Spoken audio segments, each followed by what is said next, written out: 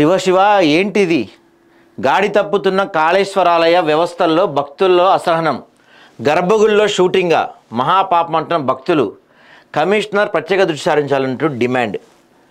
వీడెవడో ఇక్కడ గర్భగుడిలో షూటింగ్కి పర్మిషన్ ఇచ్చారంటండి. ఇక్కడ సాక్షాత్తు కాళేశ్వర ముక్తేశ్వర స్వామి సాక్షిగా గర్భగుడిలో ఒక ఆల్బమ్ చిత్రీకరణ కోసం తలుపులు మూసి షూటింగ్ చేయటమా?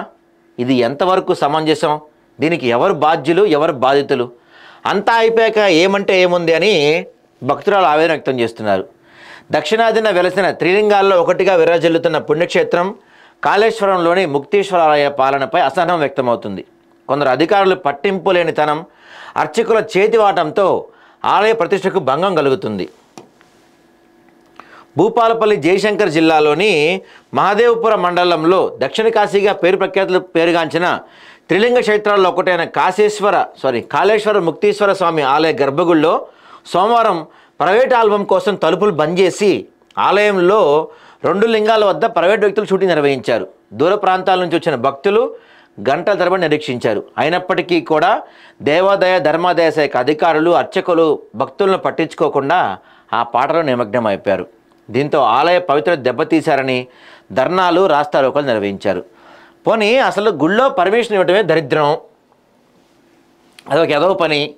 సరే ఇచ్చారే అనుకుంటే ఏదో ఆలయం టైమింగ్స్ కాకుండా మధ్యాహ్నం పూట క్లోజ్ చేస్తున్నప్పుడు లేకపోతే నైట్ టైం క్లోజ్ చేసినప్పుడు పర్మిషన్ ఇచ్చుకోవాలి. కానీ ఆలయ వేళల్లో భక్తులను ఆపి భక్తులను బయట నుంచి పర్మిషన్ ఇస్తారా?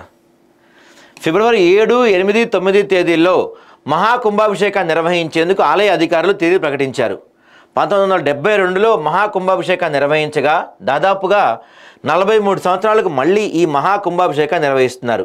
మే 15 నుంచి సరస్వతి పుష్కరాల తేదీలను కూడా ప్రకటించారు.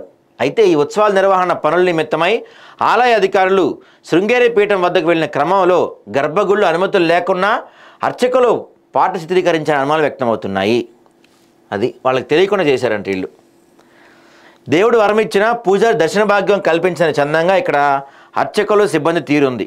కొద్ది నెలల నుంచి ఆలయంలో పనిచేస్తున్న అర్చకులు గ్రూప్ రాజకీయాలుగా తయారై వేళాపాల లేకుండా ఆలయానికి చుట్టచూపుగా వస్తున్నారు. ఆలయంలో పనిచేస్తున్న సిబ్బంది సైతం ఏమీ పట్టించుకోకపోవడంతో సిబ్బందితో గ్రూపు, అర్చకులతో గ్రూపుగా తయారైందంట. ఇక్కడ దేవుడి గుళ్ళో గ్రూపులు ఏందండి మీకు? నిత్యం ఇక్కడికి 20,000 నుంచి 30,000 ఆదాయం వస్తుంది. ఇప్పుడు 4 లక్షల వరకు ఆదాయం పెరిగినప్పటికీ రెగ్యులర్గా ఈవో లేడు ఈ గుడికి. 2024 గాను 5 కోట్ల ఆదాయం వచ్చినట్టు సమాచారం. ఆదాయం పెరిగే కొద్దీ ఆలయ ప్రతిష్ట భంగపరుస్తున్నారు. రోజు రోజుకు భక్తుల సంఖ్య పెరుగుతుంది. ఇక్కడ ఆలయానికి వచ్చే జనం పెరుగుతున్నారు, ఇన్కమ్ పెరుగుతుంది. కానీ ఈ గుళ్ళో ఉన్న కొంతమంది వాళ్ళ గ్రూప్ తగాదాల వల్ల కావచ్చు, వాళ్ళ వల్ల సినిమా షూటింగ్ వెలిగించుకోవటం, సరిగా అక్కడ మౌలిక వసతులు కల్పించకపోవటం, ఏర్పాట్లు లేకపోవటం వల్ల భక్తులు ఇబ్బంది పడుతున్నారు. దేవుడు కరుణించినా పూజారి కరుణించాలంటే ఇదే కావచ్చు. మీకు కొంచెం అన్న సిగ్గనేది ఏమన్నా ఉంటే మీరు తర్వాత కొట్టుకోండి, బయటికి వెళ్ళి కొట్టుకొని సావండి, మాకు అనవసరం. కానీ ప్రజల్ని పట్టించుకోండి.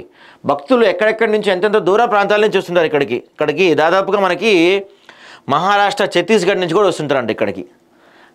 అక్కడ దూరం నుంచి వచ్చే భక్తులకి సౌకర్యాలు, వసతులు కల్పన కోసం కృషి చేయండి. మీ గ్రూప్ తగాదాలు, మీ ఇన్కమ్ల కోసం కాదు.